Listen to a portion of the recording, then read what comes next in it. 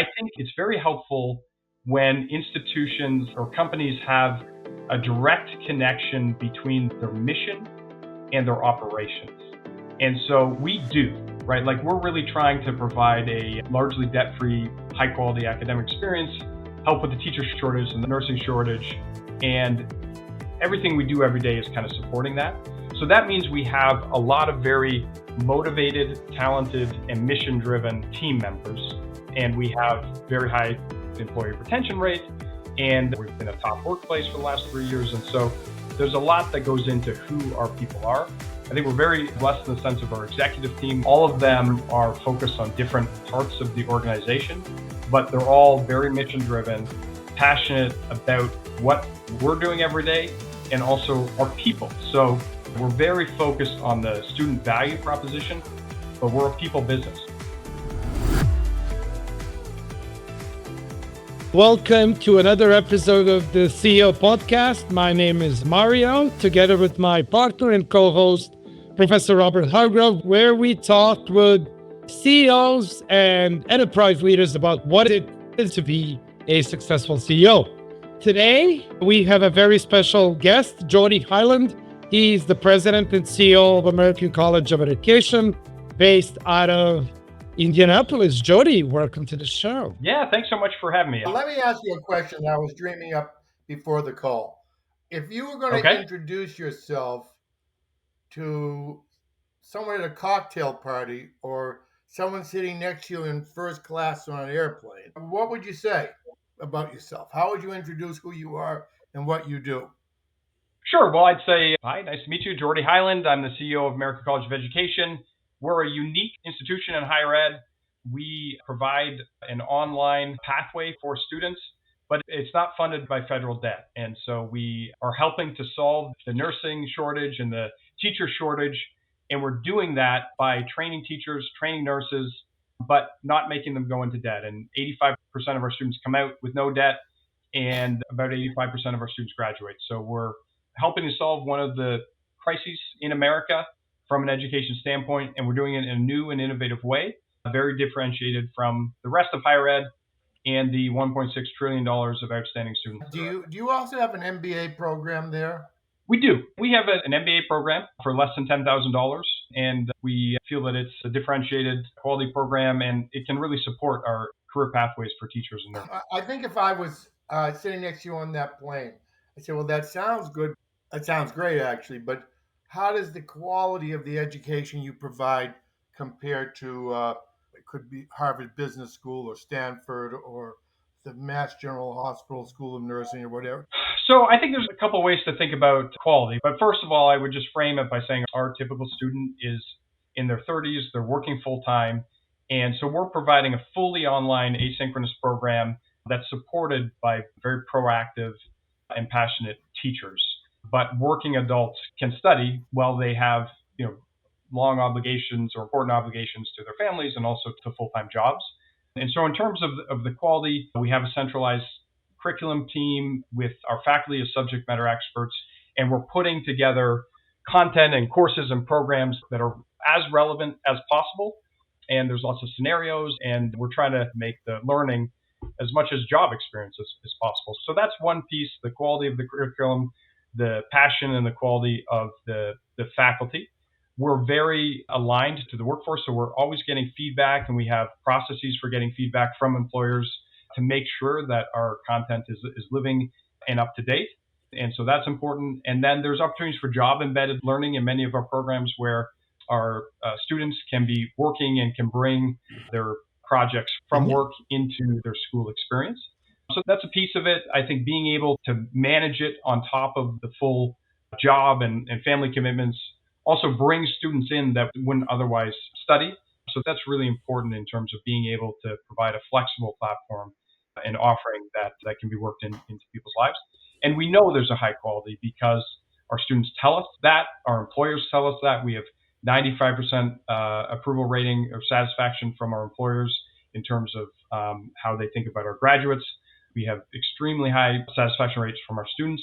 And then 50% of students come to us through referrals, which is very differentiated in higher ed, and I think a huge validation to our model. And then in terms of licensure pass rates, where our students take licensure exams, they meet or exceed the state averages. So we're very proud of the offering. We have about 11,000 students now, over 44,000 alumni. As I mentioned, 50% of students come to us through referrals. And in the context of higher ed right now, with 85% of them coming out without federal debt and seeing a return on their investment, we really focus on the return on investment as well. We've had it calculated by Lightcast, a third-party market research firm, that for every $1 students invest in our tuition, they get $19 in future earnings. Let me piggyback a little bit on what you just said. So my background is in sales and revenue, and when I get young kids, especially from universities, zero business acumen, zero business knowledge. So my question is, especially the market for nurses, and then you said you do have an MBA.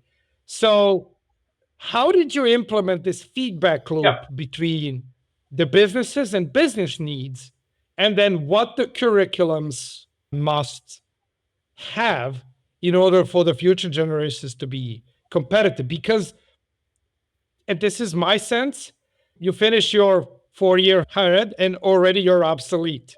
Like when you buy your laptop, you open it and it's already old, not old. Yeah, so there's a couple of mechanisms. The first are employer advisory boards that meet regularly, where we're meeting with our employer partners and we're soliciting feedback on our programs, on our courses, on our curriculum, and then we're aligning to the skills that they need.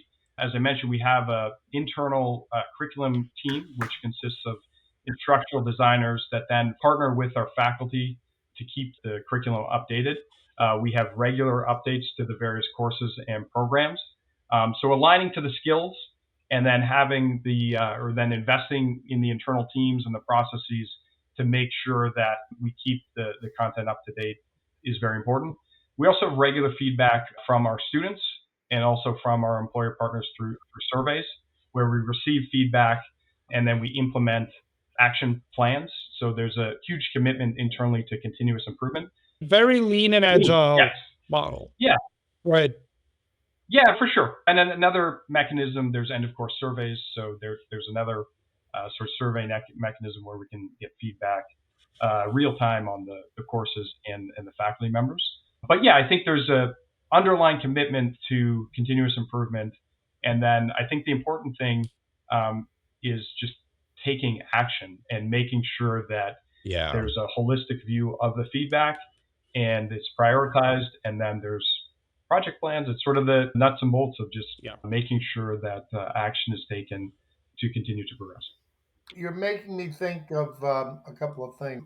For my son, he goes to an expensive private school, and I think a lot of what my son is driven by is getting into a prestigious school and getting a prestigious job, as opposed to learning something that they can practically apply elsewhere. And I think this whole cycle of getting into a prestigious school, getting a prestigious job, does not necessarily result in people who are brilliant either as CEOs or as nurses or as teachers. It's a business. So would you care to comment on that? Yeah, so I think the undergraduate college application process is a complicated one for sure, and I think there's lots of competing priorities. I have a daughter that's going through that process right now, so I have my own personal experience with it. At ACE, I mean, we're focused on adult learners, so they've all been working for some time, and they are coming back to school to really get ahead in their careers. So we can, on the education side of things with teachers, we can really take a paraprofessional or teacher's assistants all the way through to a superintendent in terms of we have bachelor completer programs, we have teacher licensure programs, we have masters in very many different topics, principal certificate, and a range of EDDs as well. And for our students that come and learn with us, typically there's career advancement and salary increases associated with the learning. And as I mentioned, we're trying to make it as practical as possible. And so with that career progression, whether it's as a teacher or into administration, that helps from a salary perspective, but there's the day-to-day enjoyment of progressing in your career as well. So I mentioned that ROI in terms of the calculation of our students investing $1 in tuition and getting $19 in future earnings. We also have self-reported feedback from our students, and looking at it, it's about approximately $20,000 across the various programs increase in first year earnings, and that continues to contribute to the rest of their careers and into their pensions. So I think it's just a different stage of life than what your son is going through, or my daughter is going through, in terms of who our students are that are typically in their 30s, and they have families, and they want to work while they're studying, and they want to get ahead, and they want to progress. And so we're really uniquely focused on just trying to give them the skills so they can complete in a timely manner and get ahead in their careers. Describe the person a little bit more, who is your ideal customer, so to speak. Sure. It sounds like they have a hunger, a yearning, a thirst. Yeah. So every year we have commencement, and so we spend time with our students in person, and it's such a special event because we can see, especially the students who've gone through the masters, gone through the EDDs, just how emotional it is, that what an important accomplishment it is, and how important it is for their lives, right?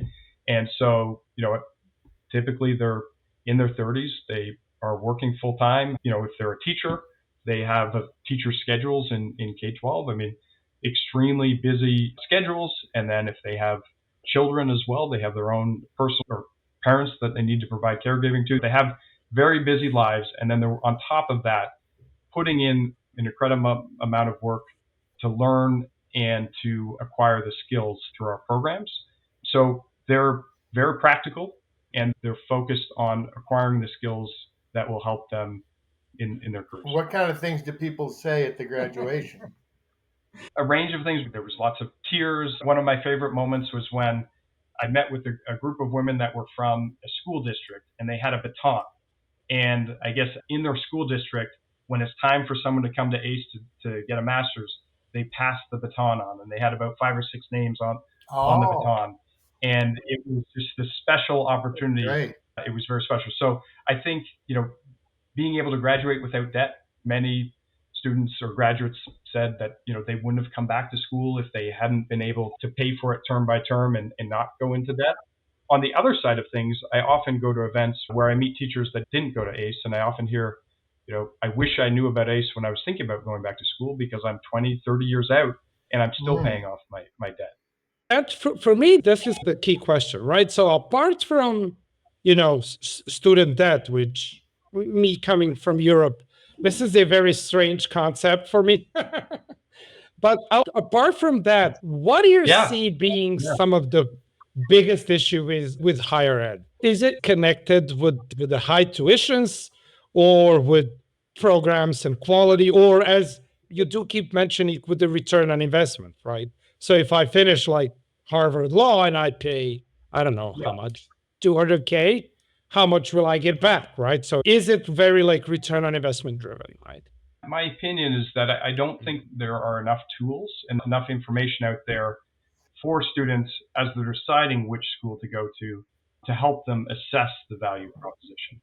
And so I think that often it's fuzzy. I think many people, including myself, really believe in the value of higher ed, but it's hard for prospective students to assess often the time off that it takes out of a career, and then how it will impact their career pathway afterwards. And then when they're thinking about future career earnings, factoring the debt into it. So I know you didn't want to focus on the debt, but I think it's very tied to perceptions of higher ed at the moment. The data says the same thing about Europe as well. European universities, which historically speaking, they are free, right? So one of my most famous examples is when France was thinking of increasing their yearly tuition from 200 to 250 euros, and everyone rioted. They burned Paris to the ground.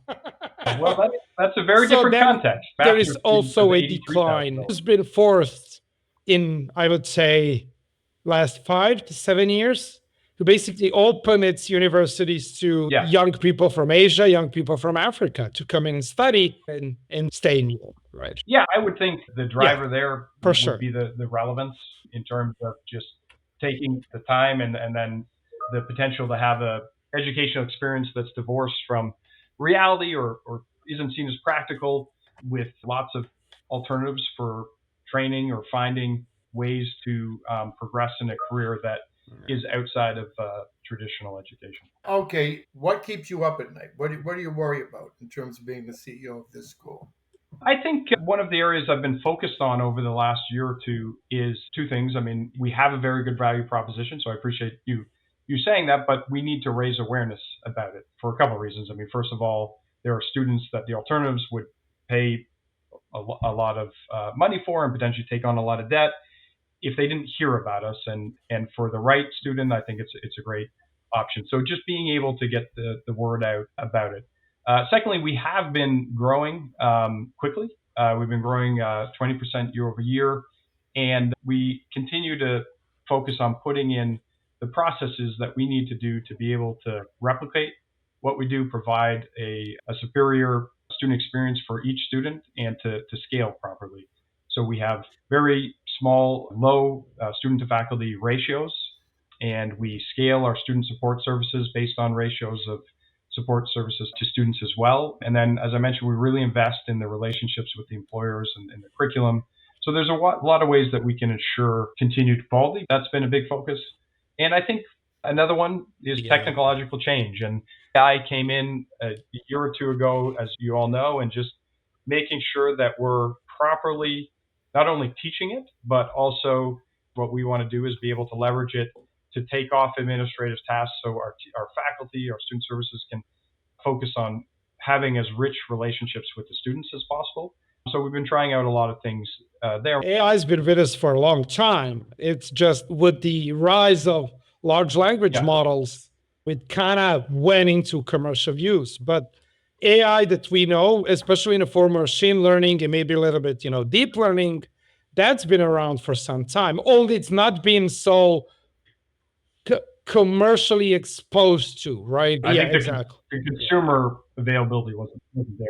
As a CEO, what would it take for you to grow your business 10x? And what kind of help would it take to do it? Because it seems like it's a very scalable model.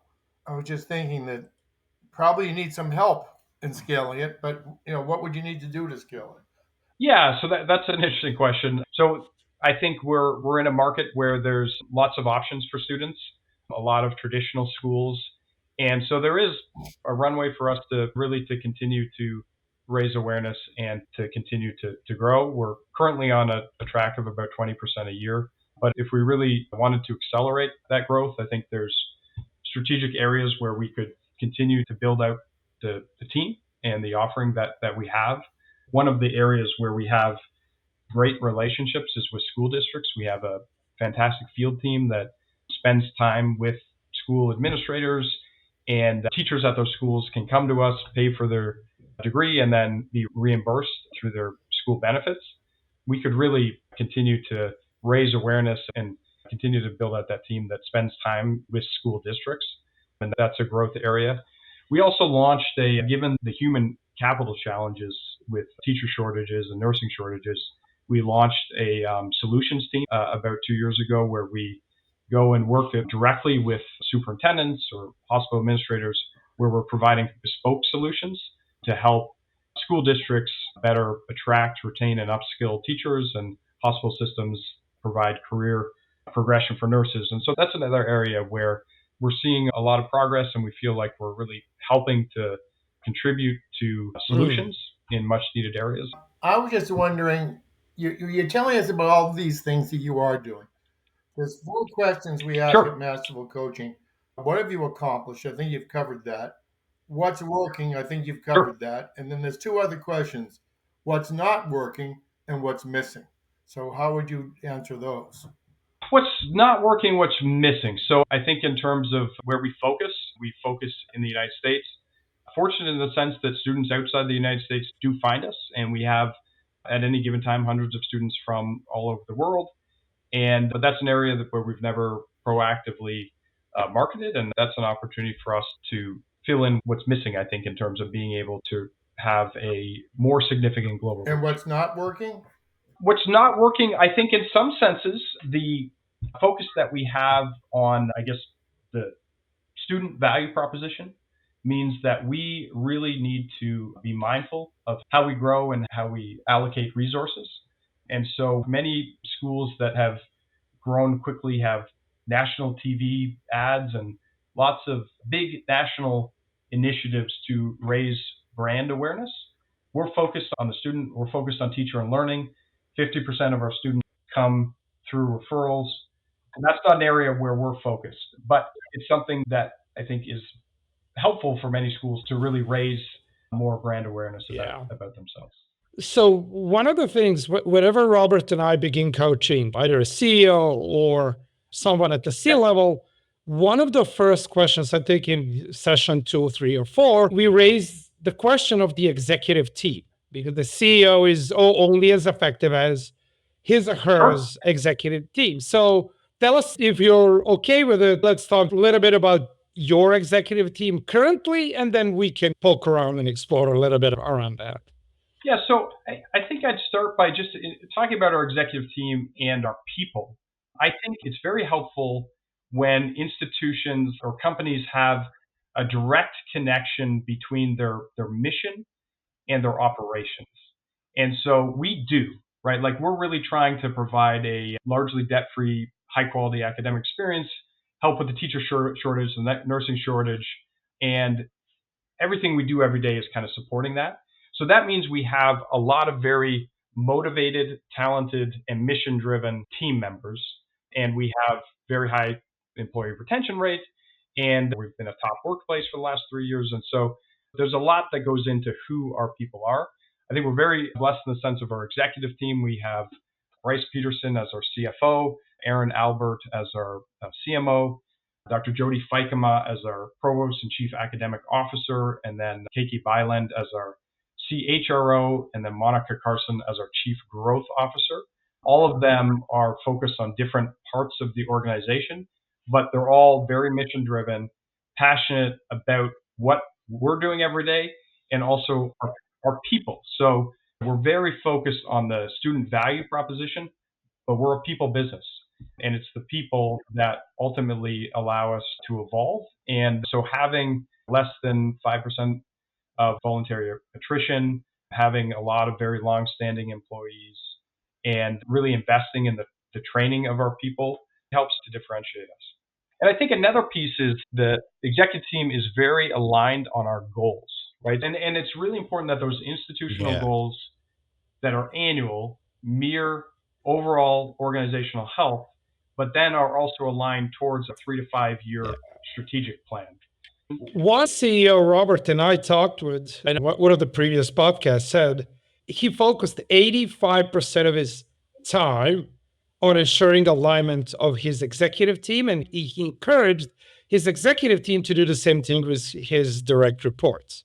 So this kind of comes back down to, for the executive team, and I'll get to the questions, I'm just making kind of an intro, for the executive team to really, really work perfectly, you need two things. Number one, they need to perform in their daily jobs, right? But also they need to work together as a team, right? So those are two different things. And we've all seen star-studded sports teams with a bunch of all-stars, but they're not winning championships because they're not a team, right? So talk to us a little bit of how you personally ensure alignment, and then what would be your advice to CEOs who do have high performers and high achievers, but his or her executive team is just not functioning as a team? Yeah, so I think that shared goals drives alignment. I think making sure that you have enough time for that team to spend together. We're actually a fully remote workforce, but we have a blended approach in terms of having regular offsites for the executive team, or when there's an issue that's very challenging, just getting together in person in a room to brainstorm and to whiteboard. So I think that's important. And I think for teams to function well, I think there needs to be a threshold of trust between the executives in terms of sharing and being vulnerable, but also just being open to communicating and to problem solving. So I think that if you're looking for advice, I think that can be at the root of the dysfunction of many, many teams out there.